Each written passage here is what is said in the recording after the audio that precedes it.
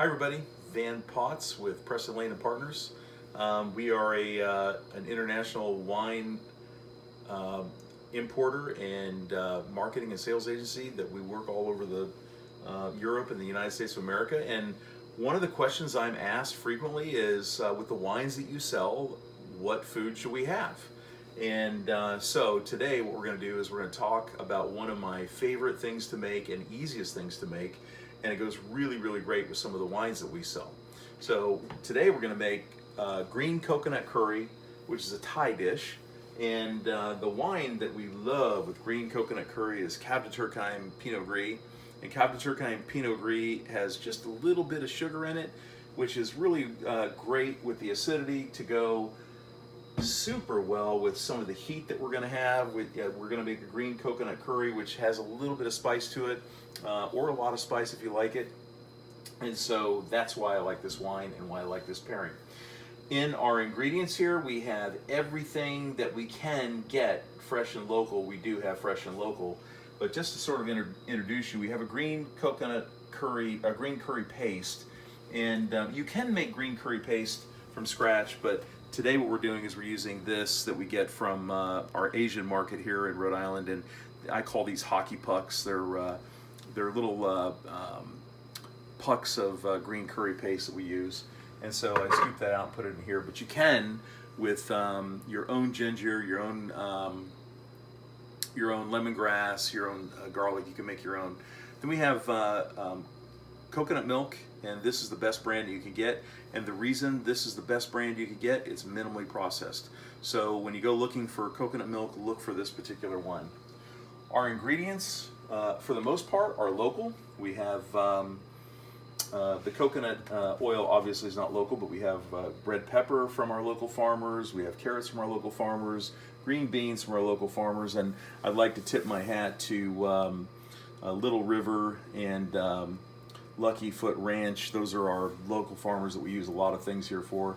We have garlic and ginger paste, we have Thai chilies, which we grow here ourselves, red pepper, onion, and then we have a local fishmonger that we love, and she brings us scallops and salmon from Faroe Island up in Greenland, and then of course coffee or lime, and we grow that here ourselves to make the best curry there is.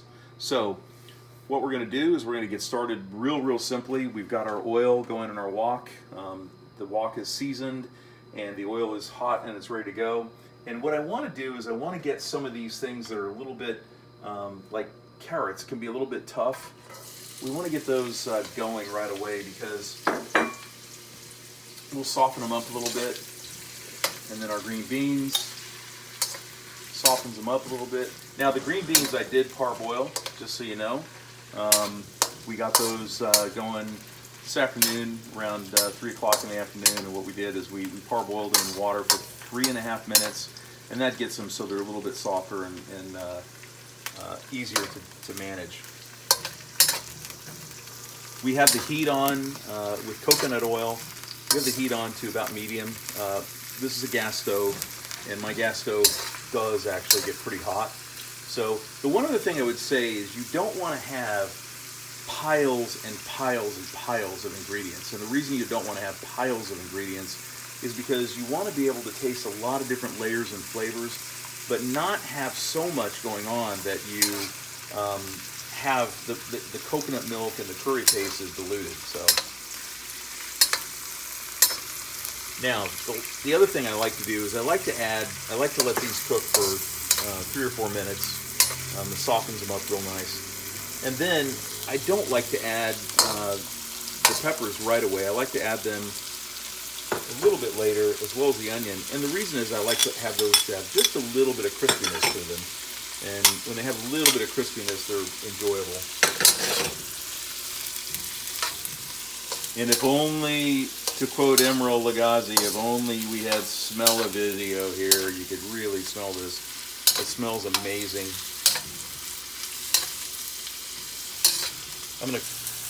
Now the next thing I'm going to add is my Thai chilies. These Thai chilies I grew right in my own garden and put those in there.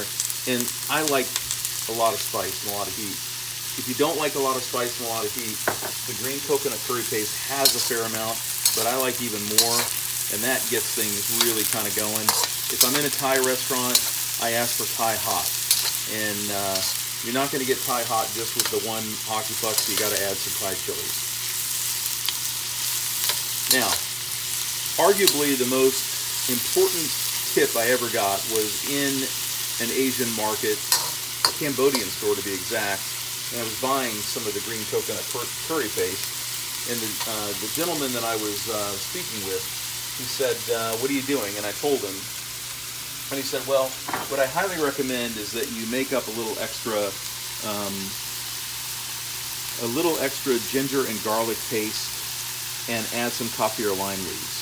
So the coconut curry paste already has that in it, but he liked to add extra because he liked the extra flavor, and we do the same thing, and I found that it's really, really nice when you do that.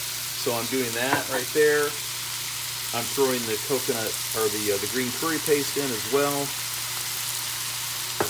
And then from my garden, I've got Thai basil. I love Thai basil. And Thai basil looks like this.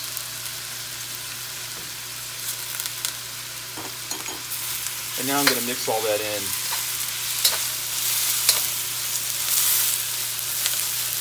And again, you can really smell the ginger and the garlic when it gets going here. It's super, super simple. Next, I'm going to take these coffee or lime leaves and kind of just tear them up. You don't really want to cut them. You don't want to, you want the flavor. You don't necessarily want to try to eat these, but the flavor is just amazing. You can smell them now. The lime is just beautiful.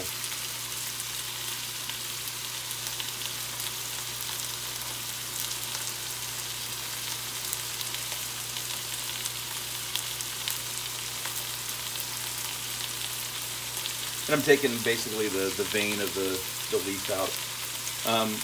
We grow coffee or lime leaves, and we do them specifically because we love the Asian food here. So you see how I did that? Super easy.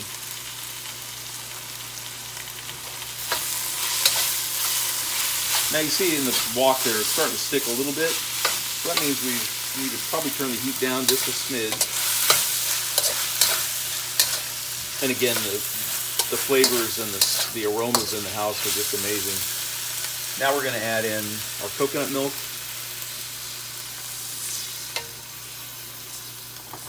And I don't want to let anything go to waste, so I'm going to use a spatula and get it all out of there.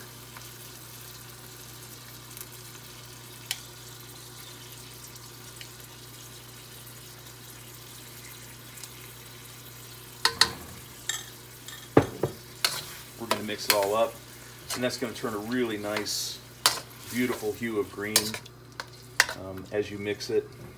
You can see there the green's starting to go. And I have to say that's the exact right amount of ingredients to coconut milk.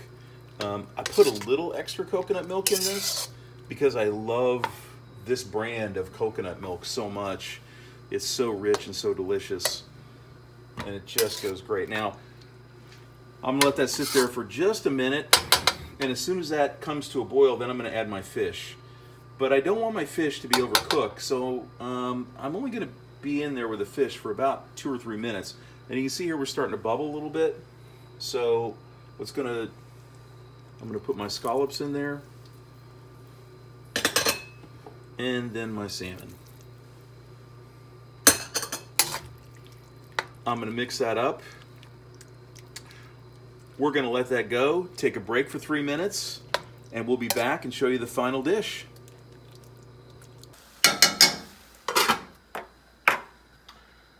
So now that we're almost done, it's time to really think about the wine. And this is Cave de Turckheim Pinot Gris. This is a single vineyard wine, a terroir-specific wine, and it happens to be a Magnum, which is really nice because one bottle is just not enough. And this wine is going to go amazing with the food, and the reason is because it's got just a little bit of residual sugar in it, The Pinot Gris is absolutely delicious. Pinot Gris has a lot of acidity in Alsace, and so the acidity is going to make everything in this dish taste better, and then the sugar is going to help with the peppers and the spice that we have. So I love this wine. I think it's delicious. You can certainly get this wine from us, and then of course we have our Traditions Pinot Gris from Cave de Turckheim in Alsace, and they're both really wonderful, and I cannot recommend them enough. And that is a shameless plug, but I can't recommend them enough.